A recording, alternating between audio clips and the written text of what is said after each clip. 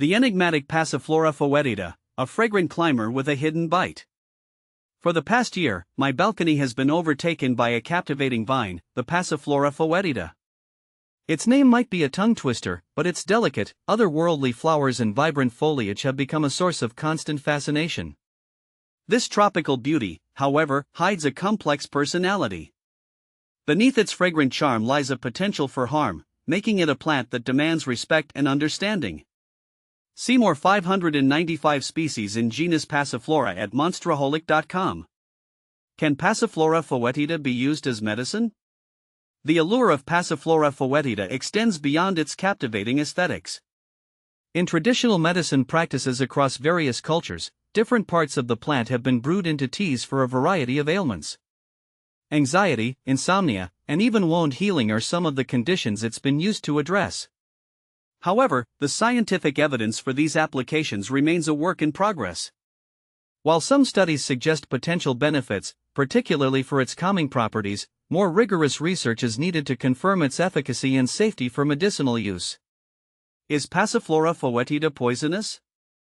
The foetida in the plant's name translates to foul-smelling, hinting at its surprising duality. While the flowers possess a sweet, pleasant aroma that attracts pollinators, the leaves, when crushed, release an unpleasant odor, a not-so-subtle warning. More importantly, the leaves contain cyanogenic glycosides, which can break down into hydrogen cyanide, a toxic compound. This makes Passiflora foetida potentially poisonous if ingested in large quantities. This is particularly concerning for curious pets and young children who might be drawn to the plant's vibrant foliage. How to grow Passiflora foetida? Despite its potential downsides, the Passiflora foetida can be a rewarding addition to your garden, provided you exercise caution. Growing this captivating vine is a relatively straightforward process. It thrives in warm, sunny climates with well-draining soil. Mimicking its natural habitat, provide a trellis or other support structure for its tendrils to climb. Regular watering, especially during dry spells, is essential for optimal growth and flower production. While the plant is generally pest-resistant, keep an eye out for common garden menaces like aphids or mealybugs. These can be controlled with organic methods like insecticidal soap spray or neem oil. How to care for Passiflora foetida? The key to caring for Passiflora foetida lies in striking a balance between appreciating its beauty and being mindful of its potential dangers. Admire the fragrant flowers from afar, and avoid handling the leaves unnecessarily. If you have pets or small children, consider planting it in a location out of their reach.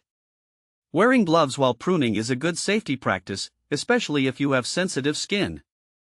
Beyond the basics, propagation and companion planting. As your Passiflora foetida flourishes, you might be tempted to share its beauty. Propagation through stem cuttings is a viable option. Take a healthy stem section with a few nodes, plant it in moist potting mix, and provide warmth and humidity. Patience is key, as root development can take several weeks. For a truly stunning display, consider companion planting. Herbs like lemongrass or citronella with their strong scents can help deter pests. Alternatively, Passiflora foetida can share its trellis with colorful flowering vines like morning glories or clematis, creating a vibrant vertical tapestry.